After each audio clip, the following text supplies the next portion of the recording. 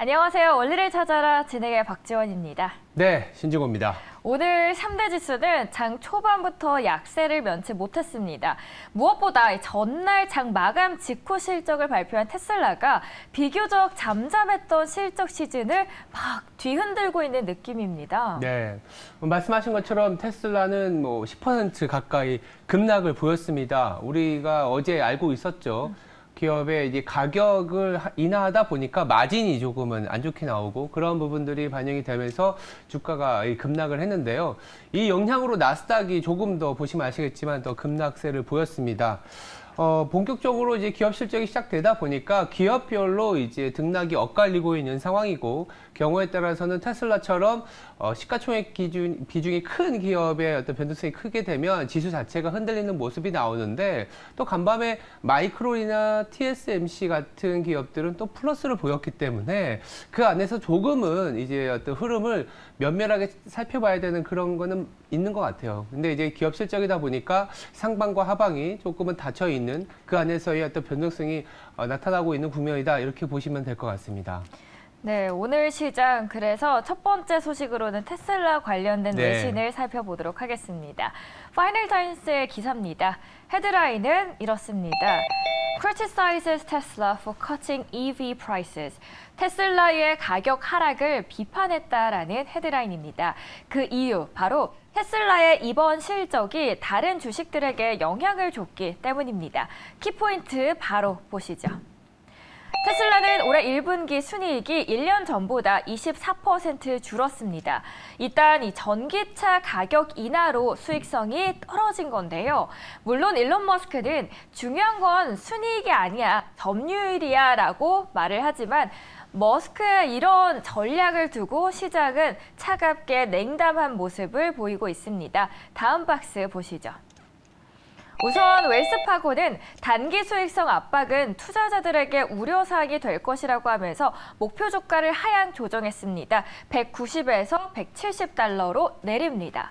테슬라가 부진하자 애플 그리고 마이크로소프트, 아마존 등 대부분의 빅테크 전반의 주가가 떨어졌습니다.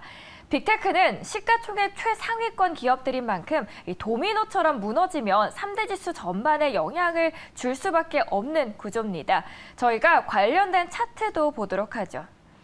실적 발표 이후 테슬라와 그리고 메타의 주가입니다. 최근에 끝에 보시면 내려가는 흐름을 보실 수 있는데요. 다음 그림도 살펴보도록 하죠. 여기에다가 경제 지표는 침체 쪽으로 다시 향하고 있습니다. 우선 오른쪽에 보이시는 트위터에서는 첫 번째 줄에서 기존 주택 매매 중위 가격이 하락했다라고 했는데요. 왼쪽에 보시는 숫자처럼 지난달 기존 주택 매매 건수는 전월 대비해서 무려 2.4% 감소하면서 444만 건으로 나타났습니다. 1년 전보다도 무려 22%나 급감한 겁니다. 여기에다가 다음 차트 보도록 하죠. 지난주 신규 실업수당 청구 건수는 전주 대비해서 5천 건 늘어나면서 2주 연속해서 증가세를 보였습니다.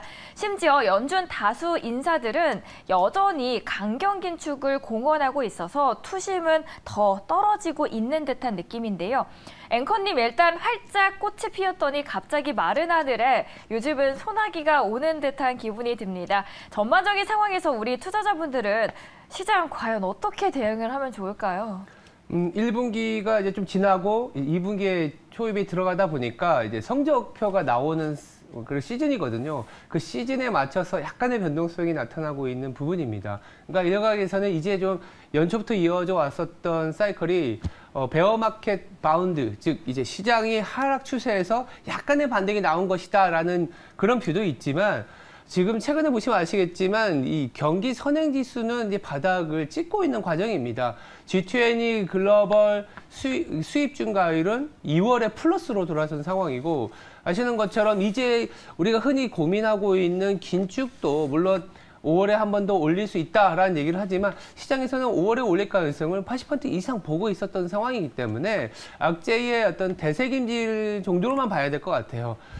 거기다가 우리가 P 곱하기 Q, 거기다가 이제 마이너스 C를 통해서 기업의 실적이 나오는데 비용적인 측면에서도 주택 가격이 떨어지고 유가가 80달러에서 안정을 찾고 있다는 거는 물론 지금 당장 상당히 좋아 보이는 뉴스가 나온다면은 시장이 더 가겠지만 지금은 좋은 뉴스를 찾는 단계가 아니라 악재가 더 이상 악화되지 않는 단계를 잡아가는 국면이기 때문에 경제 지표가 좋아지면 사야지, 아니면 뭐 예를 들어서 뭐 기업 실적이 확 좋아지면 사야지, 이런 국면은 아닙니다. 철저히 바닥, 더 이상 추가로 악화되지 않는 국면에 대한 안도 심리에 의해서 시장이 움직이고 있는 거고, 그런 상태에서 우리 시장은 한 10% 올라왔잖아요. 근데 여기서 더 올라가려면 기업 실적이 사실 또 QOQ든 전년 대비든 올라가야 되는데, 이 과정을 차근차근 지켜보기 위해서는 약간의 이제 횡보 국면, 우리가 1월 달에 10% 오르고 2, 3월에 옆으로 가다가 다시 좀 한 번 더 올라왔잖아요. 이런 계단식 상승을 위해서는 앞으로 한 달 정도에서 한 달 반 정도는 또 기간 조정을 거치는 그런 에너지 응축 기간은 필요한 구간이다라고 보시면 될 것 같아요. 그래서 너무 이제 약간 시장이 하루하루의 변동성에 흔들리고 이제는 시장이 다 끝났다, 이런 시각을 갖지는 않으셔도 될 것 같습니다.